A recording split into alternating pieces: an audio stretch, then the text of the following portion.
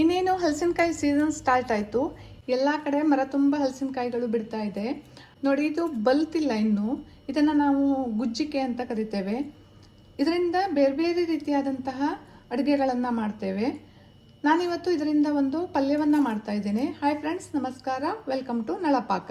ಬನ್ನಿ ಇದನ್ನು ಹೇಗೆ ಮಾಡೋದು ಅಂತ ನೋಡೋಣ. ಮೊದಲಿಗೆ ಈ ಹಲಸಿನಕಾಯಿನ ಮೇಲೆ ನೋಡಿ ಮುಳ್ಳಿದೆ. ಇದನ್ನೆಲ್ಲ ಕ್ಲೀನಾಗಿ ತೆಕ್ಕೊಂಡು ಇದನ್ನು ಭಾಗ ಮಾಡ್ಕೊಳ್ಬೇಕು. ನೋಡಿ, ಇದರ ಮುಳ್ಳನ್ನೆಲ್ಲ ತೆಕ್ಕೊಂಡು ಇದನ್ನು ಈ ರೀತಿಯಾಗಿ ಭಾಗ ಮಾಡ್ಕೊಂಡಿದ್ದೇನೆ. ಈಗ ಇದನ್ನು ಬೇಯಿಸ್ಕೊಳ್ಬೇಕು.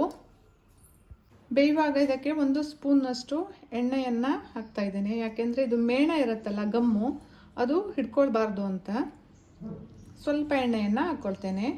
ಇದನ್ನು ಕುಕ್ಕರಲ್ಲಿ ಹಾಕಿ ಸಹ ಬೇಯಿಸ್ಕೊಳ್ಬಹುದು. ಈಗ ಈ ಪಲ್ಯ ಮಾಡೋದಕ್ಕೆ ಒಂದು ಮಸಾಲೆಯನ್ನು ರುಬ್ಕೊಳ್ಬೇಕು. ಮಸಾಲೆ ರುಬ್ಕೊಳ್ಳೋದಕ್ಕೆ ನಾನು ಮೊದಲಿಗೆ ಇಲ್ಲಿ 1 ಬೌಲ್ನಷ್ಟು ತೆಂಗಿನಕಾಯಿ ತುರಿಯನ್ನು ಹಾಕ್ಕೊಳ್ತಾ ಇದ್ದೇನೆ. ಈ ತೆಂಗಿನಕಾಯಿ ತುರಿಗೆ 2 ಟೇಬಲ್ ಸ್ಪೂನಷ್ಟು ಕೊತ್ತಂಬರಿಯನ್ನು ಹಾಕ್ಕೊಳ್ತೇನೆ. ಇಲ್ಲಿ ಯಾವುದು ಮಸಾಲೆ ಪದಾರ್ಥಗಳನ್ನು ಹುರಿತಾ ಇಲ್ಲ, ಹಾಗೆ ಹಸಿಯಾಗಿ ಹಾಕ್ಕೊಳ್ತಾ ಇದ್ದೇನೆ. ಹಾಗೆ 1 ಟೇಬಲ್ ಸ್ಪೂನಷ್ಟು ಜೀರಿಗೆಯನ್ನು ಹಾಕ್ಕೊಳ್ತಾ ಇದ್ದೇನೆ. ಹಾಗೆ 1/4 ಟೀ ಸ್ಪೂನಷ್ಟು ಮೆಂತೆಯನ್ನು ಜಾಸ್ತಿ ಹಾಕ್ಕೊಳ್ಬೇಡಿ, ಕಹಿ ಆಗಿಬಿಡುತ್ತೆ. ಹಾಗೆ 1 8ರಿಂದ 10 ಕೆಂಪು ಮೆಣಸಿನಕಾಯಿ. ಖಾರಕ್ಕೆ ನೋಡಿಕೊಂಡು ಮೆಣಸಿನಕಾಯಿಯನ್ನು ಹಾಕ್ಕೊಳ್ಬೇಕು. ಹಸಿ ಮೆಣಸಿನಕಾಯಿಯನ್ನು ಸಹ ಬಳಸ್ಬೋದು. ನಾನಿಲ್ಲಿ ಕೆಂಪು ಮೆಣಸಿನಕಾಯಿ ಮಾತ್ರ ಹಾಕ್ತಾ ಇದ್ದೇನೆ. ಹಾಗೆ 1 ಚಿಟಿಕೆ ಇಂಗು, ಹಾಗೆ ಸ್ವಲ್ಪ ಹುಣಸೆ ಹಣ್ಣು. ಇದನ್ನು ರುಬ್ಕೊಳ್ಬೇಕು. ಜಾಸ್ತಿ ನೀರನ್ನು ಹಾಕ್ಕೊಳ್ಬಾರ್ದು ರುಬ್ಬುವಾಗ. ಹಾಗೆ ಫೈನ್ ಪೇಸ್ಟ್ ಮಾಡಬಾರ್ದು, ಸ್ವಲ್ಪ ತರಿತರಿಯಾಗಿ ಇದನ್ನು ರುಬ್ಕೊಳ್ಬೇಕು. ನಾನೀಗ ಇದನ್ನು ರುಬ್ಕೊಳ್ತೇನೆ. ನೋಡಿ, ಈಗ ಇದನ್ನು ರುಬ್ಕೊಂಡಿದ್ದೇನೆ. ಇಷ್ಟು ತರಿತರಿಯಾಗಿ ಇದನ್ನು ರುಬ್ಕೊಂಡ್ರೆ ಸಾಕು. ನೋಡಿ, ಈಗ ಇದು ಚೆನ್ನಾಗಿ ಬೆಂದಿದೆ. ಈಗ ಇದನ್ನು ಒಂದು ತಟ್ಟೆಗೆ ಎತ್ತಿಟ್ಕೊಳ್ತೇನೆ. ಇದು ಸ್ವಲ್ಪ ಆರಬೇಕು, ಆಮೇಲೆ ಇದನ್ನು ಹೆಚ್ಚಿಕೊಳ್ಬೇಕು. ಇದನ್ನು ಈ ರೀತಿಯಾಗಿ ಹೆಚ್ಚಿಕೊಂಡಿದ್ದೇನೆ. ಈಗ ಇದಕ್ಕೆ ಒಗ್ಗರಣೆಯನ್ನು ಮಾಡ್ಕೊಳ್ಬೇಕು. ಒಗ್ಗರಣೆಯನ್ನು ಮಾಡೋದಕ್ಕೆ ಮೊದಲಿಗೆ ಒಂದು ತವಾವನ್ನು ಕಾಯೋಕೆ ಇಟ್ಕೊಂಡಿದ್ದೇನೆ. ಅದಕ್ಕೆ 3 ಟೇಬಲ್ ಸ್ಪೂನಷ್ಟು ಎಣ್ಣೆಯನ್ನು ಹಾಕ್ಕೊಳ್ತೇನೆ. ಇದಕ್ಕೆ ಸ್ವಲ್ಪ ಎಣ್ಣೆ ಜಾಸ್ತಿ ಬೇಕಾಗತ್ತೆ. ತೆಂಗಿನ ಎಣ್ಣೆ ಹಾಕಿದರೆ ತುಂಬ ಚೆನ್ನಾಗಿರುತ್ತೆ. ಹಾಗೆ 1 ಟೇಬಲ್ ಸ್ಪೂನಷ್ಟು ಉದ್ದಿನಬೇಳೆಯನ್ನು ಹಾಕ್ಕೊಳ್ತೇನೆ.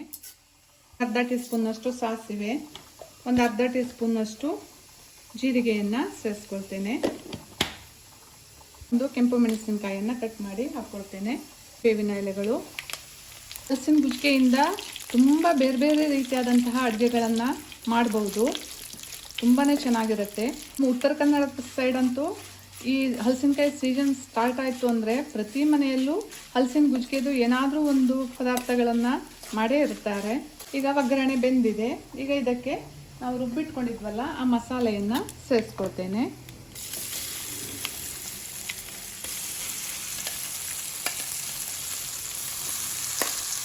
ಈಗ ಇದನ್ನು ಚೆನ್ನಾಗಿ ಮಿಕ್ಸ್ ಮಾಡಿಕೊಳ್ಬೇಕು.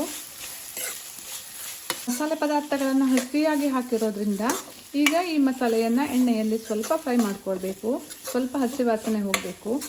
ಹಾಗೆ ಇದಕ್ಕೆ 1 ಅರ್ಧ ಟೀ ಸ್ಪೂನ್ನಷ್ಟು ಅರಿಶಿನ, ರುಚಿಗೆ ತಕ್ಕಷ್ಟು ಉಪ್ಪು, ಹಾಗೆ 1 ಟೀ ಸ್ಪೂನ್ನಷ್ಟು ಬೆಲ್ಲವನ್ನು ಸೇರಿಸ್ಕೊಳ್ತೇನೆ. ಇಲ್ಲಿ ಬಳಸಿರೋಂಥ ಕೆಂಪು ಮೆಣಸಿನಕಾಯಿ ಅಷ್ಟೊಂದು ಖಾರ ಇಲ್ಲ. ನನ್ನ ಖಾರ ಸ್ವಲ್ಪ ಕಡಿಮೆ ಅನಿಸ್ತು, ಹಾಗಾಗಿ 1 ಟೀ ಸ್ಪೂನ್ನಷ್ಟು ಅಚ್ಚ ಖಾರದ ಪುಡಿಯನ್ನು ಸೇರಿಸ್ಕೊಳ್ತಾ ಇದ್ದೇನೆ. ನೀವು ಇದನ್ನು ಬೇಡ ಅಂತಂದರೆ ಸ್ಕಿಪ್ ಮಾಡ್ಬೋದು. ಈ ಪಲ್ಯ ಸ್ವಲ್ಪ ಖಾರವಾಗಿದ್ರೇ ತುಂಬಾ ಟೇಸ್ಟ್ ಆಗಿರುತ್ತೆ. ಈ ಪಲ್ಯ ನಿಮಗೆ ಹುಡಿಯಾಗಿ ಬೇಕು ಅಂತಾದರೆ ಇದು ಮಸಾಲೆಗೆ ನೀರನ್ನು ಹಾಕೋದು ಬೇಡ, ಇಲ್ಲಾಂದರೆ ಸ್ವಲ್ಪ ನೀರನ್ನು ಮಿಕ್ಸ್ ಮಾಡ್ಕೊಳ್ಬೋದು. ಈಗ ಮಸಾಲೆ ಚೆನ್ನಾಗಿ ಫ್ರೈ ಆಗಿದೆ. ನಾನೀಗ ಹೆಚ್ಚಿಟ್ಕೊಂಡಿರುವಂತಹ ಹೋಳುಗಳನ್ನು ಇದಕ್ಕೆ ಸೇರಿಸ್ಕೊಳ್ತೇನೆ. ಈಗ ಒಂದು ಲಿಡ್ಡನ್ನು ಕ್ಲೋಸ್ ಮಾಡಿ ಸಿಮ್ಮಲ್ಲಿಟ್ಟು ಇದನ್ನು ಸ್ವಲ್ಪ ಬೇಯಿಸ್ಕೊಳ್ಬೇಕು. ಅಂದರೆ ಹೋಳುಗಳೆಲ್ಲ ಮಸಾಲೆ ಪದಾರ್ಥಗಳನ್ನು ಹೀರ್ಕೊಳ್ಬೇಕು.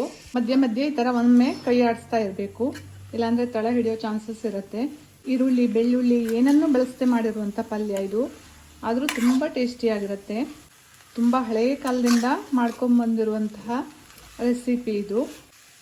ಹಲಸಿನ ಗುಜ್ಜಿಗೆ ನಿಮ್ಗೆ ಏನಾದರೂ ಸಿಕ್ಕಿದರೆ ಖಂಡಿತ ಇದನ್ನು ಟ್ರೈ ಮಾಡಿ. ಇಲ್ಲಿಂದ ಸ್ವಲ್ಪ ತೆಂಗಿನಕಾಯಿ ತುರಿಯನ್ನು ಸೇರಿಸ್ಕೊಳ್ತೇನೆ. ಇದನ್ನು ಚೆನ್ನಾಗಿ ಮಿಕ್ಸ್ ಮಾಡಿಕೊಂಡ್ರೆ ಆಯಿತು. ನೋಡಿ, ಈಗ ಇದು ರೆಡಿಯಾಗಿದೆ.